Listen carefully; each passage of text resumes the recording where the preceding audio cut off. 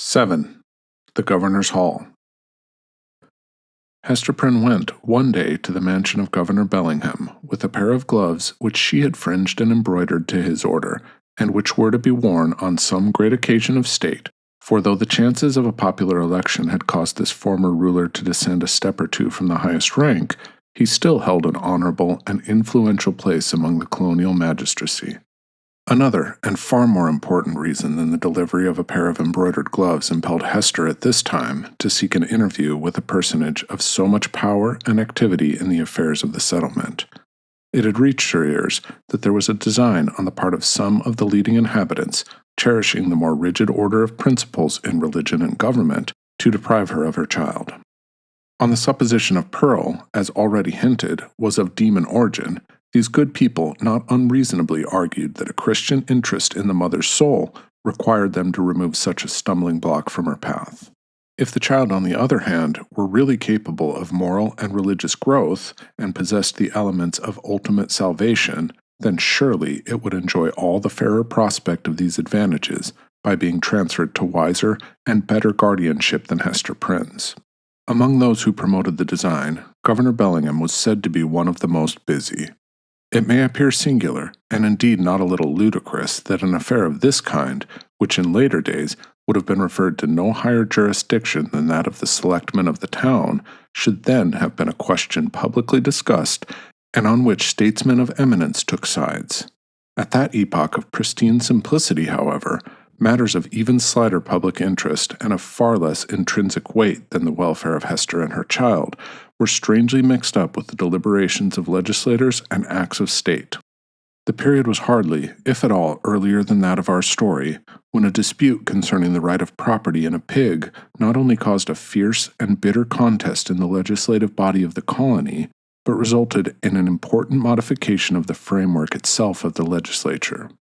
Full of concern, therefore, but so conscious of her own right that it seemed scarcely an unequal match between the public on the one side and a lonely woman backed by the sympathies of nature on the other, Hester Prynne set forth from her solitary cottage. Little Pearl, of course, was her companion. She was now of an age to run lightly along by her mother's side, and constantly in motion, from morn till sunset, could have accomplished a much longer journey than that before her. Often, nevertheless, more from caprice than necessity, she demanded to be taken up in arms, but was soon as imperious to be set down again, and frisked onward before Hester on the grassy pathway, with many a harmless trip and tumble. We have spoken of Pearl's rich and luxuriant beauty, a beauty that shone with deep and vivid tints, a bright complexion, eyes possessing intensity both of depth and glow, and hair already of a deep, glossy brown, and which in after years would be nearly akin to black. There was fire in her and throughout her. She seemed the unpremeditated offshoot of a passionate moment. Her mother, in contriving the child's garb, had allowed the gorgeous tendencies of her imagination their full play, arraying her in a crimson velvet tunic of a peculiar cut, abundantly embroidered with fantasies and flourishes of gold thread. So much strength of coloring, which must have given a wan and pallid aspect to cheeks of a fainter bloom, was admirably adapted to Pearl's beauty, and made her the very brightest little jet of flame that ever danced upon the earth. But it was a remarkable attribute of this garb, and indeed of the child's whole appearance, that it irresistibly and inevitably reminded the beholder of the token which Hester Prynne was doomed to wear upon her bosom. It was the scarlet letter in another form, the scarlet letter endowed with life. The mother herself, as if the red ignominy were so deeply scorched into her brain that all her conceptions assumed its form, had carefully wrought out the similitude, lavishing many hours of morbid ingenuity to create an analogy between the object of her affection and the emblem of her guilt and torture. But in truth, Pearl was the one as well as the other, and only in consequence of that identity had Hester contrived so perfectly to represent the scarlet letter in her appearance. As the two wayfarers came within the precincts of the town, the children of the Puritans looked up from their play, or what passed for play with those somber little urchins, and spoke gravely to one another. "Behold, verily, there is the woman of the scarlet letter, and of truth, moreover, there is the likeness of the scarlet letter running along by her side. Come, therefore, and let us fling mud at them." But Pearl, who was a dauntless child, after frowning, stamping her foot, and shaking her little hand with a variety of threatening gestures, suddenly made a rush at the knot of her enemies and put them all to flight.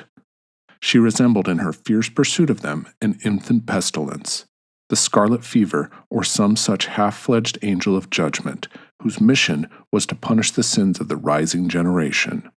She screamed and shouted, too, with a terrific volume of sound, which doubtless caused the hearts of the fugitives to quake within them. The victory accomplished, Pearl returned quietly to her mother and looked up, smiling, into her face. Without further adventure, they reached the dwelling of Governor Bellingham. This was a large wooden house, built in the fashion of which there are specimens still extant in the streets of our older towns, now moss-grown, crumbling to decay, and melancholy at heart with the many sorrowful or joyful occurrences, remembered or forgotten, that have happened and passed away within their dusky chambers. Then, however, there was the freshness of the passing year on its exterior, and the cheerfulness gleaming forth from the sunny windows of a human habitation in which death had never entered. It had indeed a very cheery aspect, the walls being overspread with a kind of stucco in which fragments of broken glass were plentifully intermixed, so that when the sunshine fell aslantwise over the front of the edifice, it glittered and sparkled as if diamonds had been flung against it by the double handful. The brilliancy might have befitted Aladdin's palace rather than the mansion of a grave old Puritan ruler. It was further decorated with strange and seemingly cabalistic figures and diagrams, suitable to the quaint taste of the age, which had been drawn in the stucco when newly laid on, and had now grown hard and durable for the admiration of aftertimes.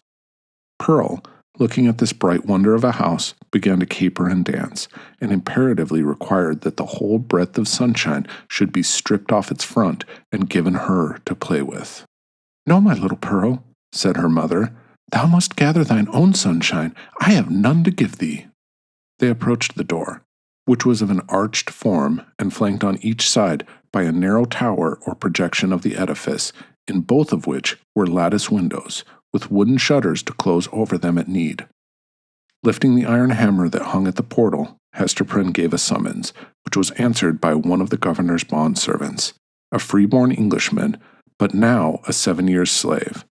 During that term, he was to be the property of his master, and as much a commodity of bargain and sale as an ox or a joint stool.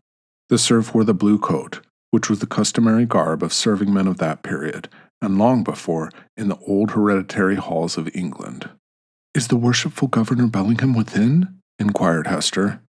"Yea, forsooth," replied the bond-servant, staring with wide-open eyes at the scarlet letter, which, being a newcomer in the country, he had never before seen. "Yea, his honourable worship is within, but he hath a godly minister or two with him, and likewise a leech. Ye may not see his worship now." "Nevertheless, I will enter," answered Hester Prynne, and the bond-servant, perhaps judging from the decision of her air and the glittering symbol in her bosom that she was a great lady in the land, offered no opposition. So the mother and little Pearl were admitted into the hall of entrance. With many variations, suggested by the nature of his building materials, diversity of climate, and a different mode of social life, Governor Bellingham had planned his new habitation after the residences of gentlemen of fair estate in his native land. Here, then, was a wide and reasonably lofty hall, extending through the whole depth of the house, and forming a medium of general communication, more or less directly, with all the other apartments. At one extremity, this spacious room was lighted by the windows of the 2 towers, which formed a small recess on either side of the portal. At the other end, though partly muffled by a curtain, it was more powerfully illuminated by one of those embowed hall windows which we read of in old books, and which was provided with a deep and cushioned seat. Here on the cushion lay a folio tome, probably of the Chronicles of England or other such substantial literature, even as, in our own days, we scatter gilded volumes on the center table to be turned over by the casual guest. The furniture of the hall consisted of some ponderous chairs, the backs of which were elaborately carved with wreaths of oaken flowers, and likewise a table in the same taste, the whole being of the Elizabethan age, or perhaps earlier, and heirlooms transferred hither from the governor's paternal home. On the table, In token that the sentiment of old English hospitality had not been left behind, stood a large pewter tankard, at the bottom of which, had Hester or Pearl peeped into it, they might have seen the frothy remnant of a recent draught of ale. On the wall hung a row of portraits, representing the forefathers of the Bellingham lineage, some with armor on their breasts, and others with stately ruffs and robes of peace. All were characterized by the sternness and severity which old portraits so invariably put on, as if they were the ghosts rather than the pictures of departed worthies and were gazing with harsh and intolerant criticism at the pursuits and enjoyments of living men. At about the center of the oaken panels that lined the hall was suspended a suit of mail, not, like the pictures, an ancestral relic, but of the most modern date, for it had been manufactured by a skillful armorer in London, the same year in which Governor Bellingham came over to New England. There was a steel headpiece, a cuirass, a gorget, and greaves with a pair of gauntlets and a sword hanging beneath, all, and especially the helmet and breastplate, so highly burnished as to glow with white radiance, and scatter an illumination everywhere about upon the floor. This bright panoply was not meant for mere idle show, but had been worn by the governor on many a solemn muster and training field, and had glittered, moreover, at the head of a regiment of the Pequod War. For though bred a lawyer, and accustomed to speak of Bacon, Coke, Noy, and Finch as his professional associates, the exigencies of this new country had transformed Governor Bellingham into a soldier as well as a statesman and ruler. Little Pearl, who was as greatly pleased with the gleaming armor as she had been with the glittering frontispiece of the house, spent some time looking into the polished mirror of the breastplate. "Mother," cried she, "I see you here. Look, look!" Hester looked, by way of humoring the child, and she saw that, owing to the peculiar effect of this convex mirror, the scarlet letter was represented in exaggerated and gigantic proportions, so as to be greatly the most prominent feature of her appearance. In truth, she seemed absolutely hidden behind it. Pearl pointed upward, also at a similar picture in the headpiece, smiling at her mother with the elfish intelligence that was so familiar an expression on her small physiognomy. That look of naughty merriment was likewise reflected in the mirror, with so much breadth and intensity of effect that it made Hester Prynne feel as if she could not be the image of her own child, but of an imp who was seeking to mold itself into Pearl's shape. "Come along, Pearl," said she, drawing her away. "Come and look into this fair garden. It may be we shall see flowers there, more beautiful ones than we find in the woods."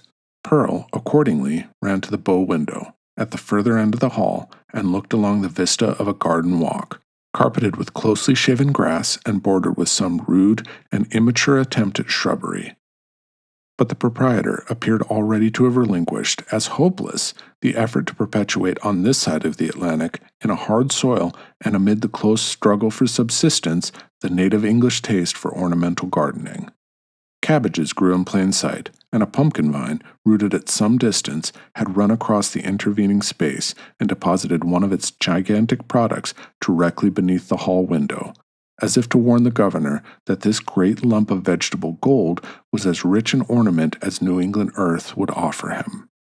There were a few rose bushes, however, and a number of apple trees, probably the descendants of those planted by the Reverend Mr. Blackstone, the first settler of the peninsula, that half-mythical personage who rides through our early annals seated on the back of a bull.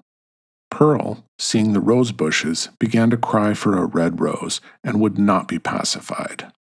"Hush, child, hush," said her mother earnestly. "Do not cry, dear little Pearl. I hear voices in the garden. The governor is coming, and the gentleman along with him."